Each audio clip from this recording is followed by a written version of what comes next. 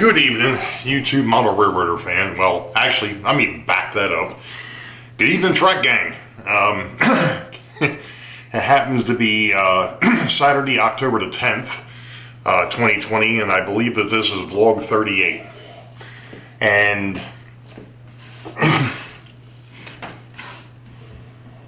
to be honest, it's been an interesting week. Personally, and figuratively, it's just been a weird week. I guess what I'm going to do is I'm going to start out with, as you see in the description, if you looked at the description, kind of a, I guess for lack of a better term, a PSA, public service announcement. As you all know, a couple weeks ago, I was interviewed by Sparky, and one of the questions he had was, what tips would you give to somebody that is wanting to start doing live streams? And I know that Vinny's asked that question, and like I said, I know Sparky's asked that question. And I think one of the things that even myself forgot about was respect and ethic. And what am I getting at? Well, this past week, there was an issue. Let's just put it that way. And I'm not naming names. That's not the way I do things. But there was an issue. And apparently it's come up before. But the thing is we've got folks that are in this community that have been doing live streams for years. Some of us have not been doing them that long, myself included. I just started back in March. And I quickly found out that it was an unwritten rule, and it's taboo, to go live when somebody else is live. And for the most part, within the community, we all know who's on what day and what time. And it's really interesting to me because I hear the Brits talk about it. I hear the Australians talk about it. I've heard the Canadians talk about it, and I've heard us talk about, you don't go live out of respect for somebody who has a particular time that they normally go live. Now, granted, there's technical issues that come up, personal lives get in the way, work lives get in the way. I've been there, done that.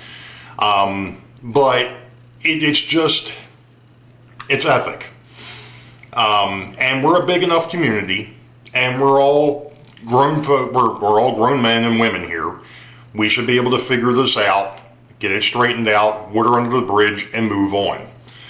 I'm just hoping that everybody involved, because ultimately, at the end of the day, I'm stuck in the middle of the banter that's going on, because I'm friends and followers, and I've met at least one or two of the folks in person. So it really puts me into a bad spot. I'm not choosing anybody's side, because I know one way, like I said, because it happened to me when I first started. I actually went live at some point, and somebody got on my stream and said, hey, you know that such and such is live, and I'm like, oh poop. And I stopped. That's one of the reasons why Sidetrack Sunday is at 8 o'clock on Sunday and not earlier. Why? Because Northern Ohio Railroad Action comes on at 7 p.m. Eastern. I think he's actually on Central Time, but it's Eastern Time for me. It's 7 p.m. So I think he actually comes on at 6. So that gives him time to be able to do what he wants, and then an hour after, then I go live. Well, once a month I was going live. Now we've got Sidetrack Sunday every week. But ultimately, at the end of the day, like I said, I'm hoping that all the parties involved can figure this out and we can move on, because it's ridiculous. I mean, there's no need for it. We're all grown people here, and this is another one of these things that's this. I think it's like the second or third time this year that we've had something that's thrown a monkey wrench or a division into the group, and that's not what we're here. We're here to help. And a case in point, too, is this past Thursday, we actually had a guy that got hacked, and a fellow that usually does that Thursday night stream at 7 o'clock stepped aside and gave that spot to him to help get his subscribers back up. Which was, that was awesome. So, that's what I'm talking about, and like I said, at the end of the day, it's an unwritten, and I mean, like I said, it's always been that way. It's one of those goofy parts of unwritten rules. And if you have subscribers, and you want to do something like, ask. Because more than likely they know who within the community is usually going live. And it's one of the things that, if you noticed in the beginning of this stream, and actually the one that I did last week for vlog 37, the first few minutes, it actually goes through and lays out who's on Monday, Tuesday, Wednesday, Thursday, Friday, Saturday, Sunday, and what times they normally typically come on. Now, what's not in there, obviously, are the European channels, because I have a hard enough trying to keep track of the ones that are going on over here. And the other thing is by the time we normally go live, it's late enough in the evening that most of those folks are in bed. Yeah, there are a few late night owls. Jason from Barnabas Junction is one that I can think of off the top of my head. I think Chris from the Hales Heritage Railroad shows up from time to time. And there's a couple others. Some of them I don't recognize. Others I'm sure I'm going to forget somebody, and pardon me, I'm sorry. But it's just one of those things, especially when you've got some of these folks that, like I said, have been doing it for a few years, and they've got a boatload of subscribers.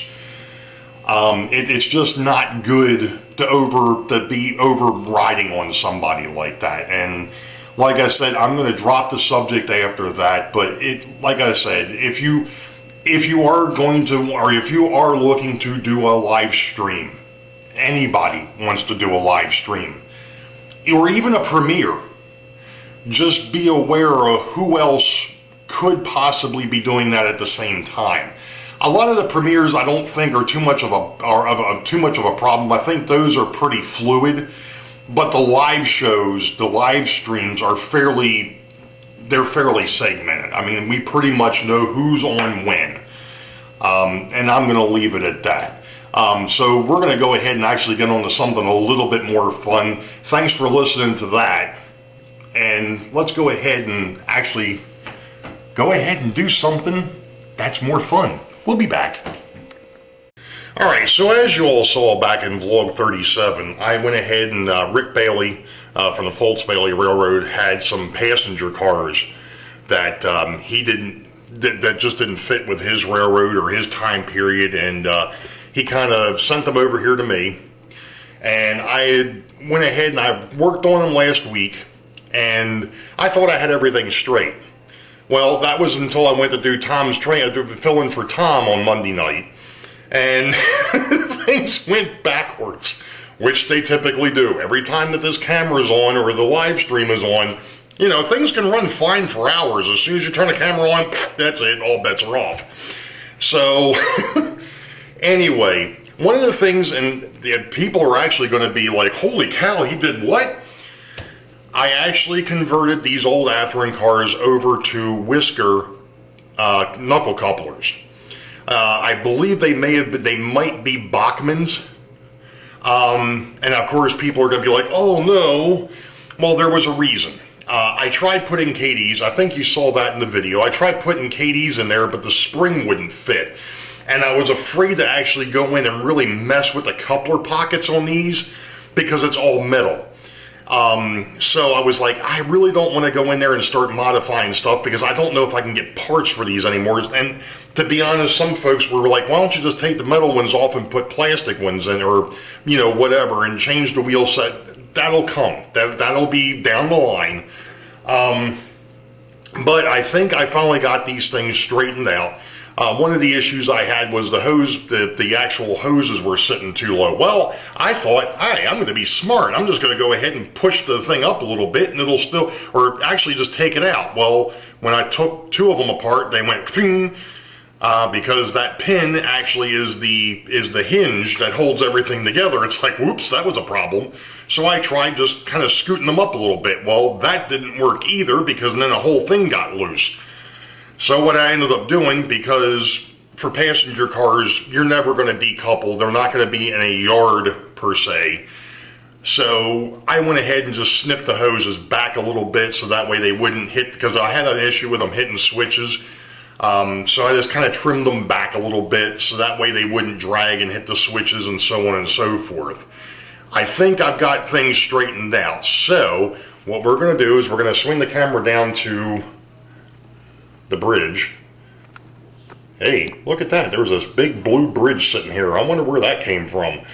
Oh yeah, I think we talked about that already. So anyway,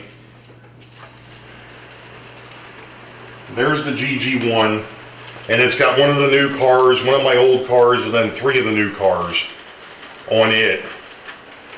And then, of course, it's kind of off screen at the moment, but I've got the F7 on the other 5 cars. And of course, when I tested this the other night, for the most part, they worked. I can't guarantee you that that's going to last, but let's go ahead and kind of swing over here to the city side, which is where the GG1 is presently.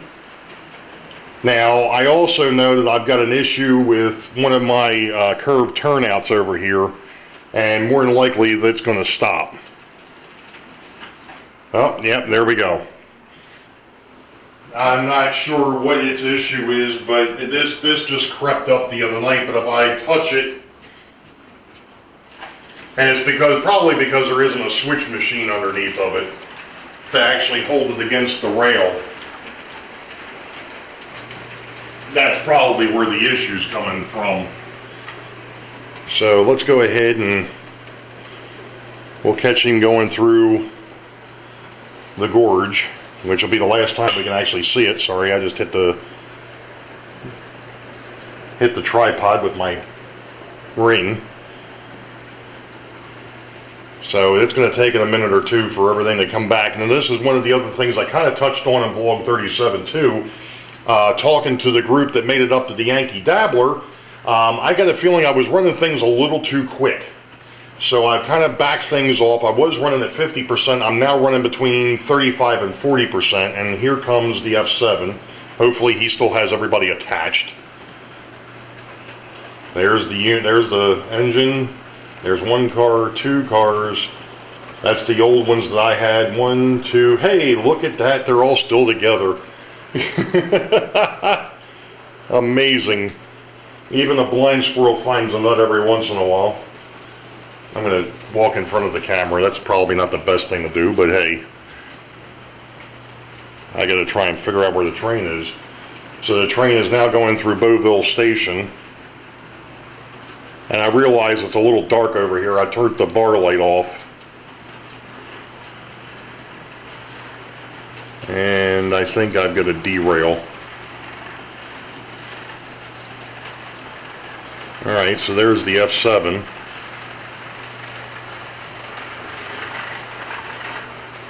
Oh, it just corrected itself. What do you know? Well, this is going to be kind of cool. Look at this. As they pass each other on the bridges. Sweet. Alright, we'll be back.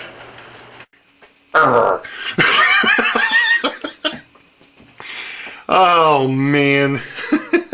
Anyway, one last thing. I had a bit of a surprise when I came home from church this evening. I actually have a mail call, and I'm not sure how well that is showing up, or if it's showing up at all, but if anybody can see that, that says CVMW, Central Valley Model Works. I wonder what this could be. I haven't even opened this up yet, so let's go ahead and we'll swing down here to the bench, which still has the boxes on it from when I was messing around with the passenger cars. So let's see if I can figure out what I might have done with a pair of scissors. Yeah, you were prepared for this one, weren't you, Ray? Oh yeah, exactly. 100%. What the heck did I do with my darn scissors? Oh, come on. Alright, well, we'll just go with the next best thing. Where's my hobby knife? Here we go. We'll just do it the hard way.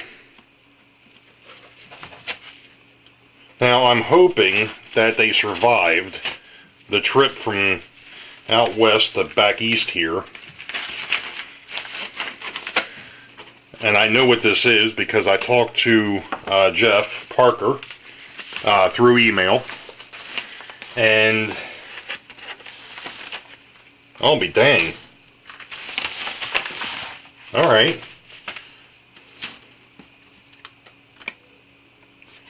$1906 diagonal braces. And there they are. Oops. These here are these real thin pieces. That's what I broke on the other bridge. Now I've got those. And what's even more interesting is I've actually got extra parts here that I might be able to use to fix some of the other little idiosyncrasies that I had. Boy, he sent me, oh man, he sent me enough to replace everything. Sweet. Not only that, but because I was having so much trouble with those X braces underneath these guys that I ended up taking back off, I might be able to replace those as well. Sweet. Well, dang. I got parts. I've got lots of parts. Woohoo! So that might be a future vlog, or it might even be a part of STS when that comes up for me. We'll see how that goes. At least putting them together, because after I put them together, then I have to paint them and, you know, so on and so forth, which is one of the other reasons why the bridge to a point is still somewhat quote-unquote removable. The only other thing, and that's one of the other things I'll bring up on Sidetrack Sunday. That's going to be an interesting show, folks. I know that, well, Heath has had issues with his little N-gauge circles that he was messing with dirty track. And it's one of those things that's come up yet again. And, of course, you ask 10 people, you'll get 10 different answers. So I'm kind of got to bring up some of the things that I do. That'll probably be a part of the STS as well. We'll see how things play out. I've got a couple other ideas for the STS that I'll do. It'll be STS number 4. That'll be coming up, and that'll be the 25th of October. So if there's anything else you'd like to see, let me know. You can leave it in the comments below. But I got a feeling, obviously I'm going to probably do some of this bridge work, or this bridge fix stuff. Obviously not the whole thing, because it's only an hour show, or it's only supposed to be an hour show. Of course, with my nuttiness, it'll probably end up going for 2, but that's beside the point. But I want to touch on that. I want to touch on track cleaning and the different products that I've used over the years. And we also might get into, because I actually haven't done anything with them yet, or the 2 Athearn Blue Box units that I got from the Dabbler. So, you know, I think that's pretty much going to do this for vlog 38. Really didn't have a whole lot going on. But I did have a few things that I wanted to show as to what's been happening, what's going on. Oh, and by the way, if anybody's wondering about these knuckle couplers, and I'm not sure how well they're going to show up these whiskers. Yeah, there you go, Ray. Just hit the camera and then drop the part. Yeah, that worked. That was even better. This one's one of the ones that I screwed up, so it's not that big of a deal. But that's kind of what I was talking about, and there's no light there, Ray. Sheesh. Dadgummit. There we go. A little bit, maybe. Here, we'll shine it off my forehead. That's what we're talking about. That is a whisker knuckle coupler, and like I said, I think these are Bachmann's. They may have even been lifelike. I'm not sure, but I took them off, and obviously, because I'm still running horn hooks, I had taken them off years ago and threw them in the box with the rest of the KDs, or the rest of the knuckle couplers, and that's where they've been sitting. So, I kind of went through them all. I think I broke like 4 of them. But anyway, thank you all for listening. Thank you all for watching. I do appreciate it. You know, the best thing that you can do is if you like what you see, go ahead, leave me a comment and hit that subscribe button and fill in that bell. I'm going to start using what everybody else does. And if you haven't hit me up on Facebook, there is a Facebook group for the Boeville and Newtown. So if you are on Facebook and you want to become a part of that group, send me a message. We'll get you in there too. That, for right now, because of the fact that YouTube took away the emails, that's probably the best way to find out when I've got a new video coming up or I'm going to be going live. So you all know the deal. Wait for the highball. Green tracks ahead. Be safe. God bless. We'll see you next time.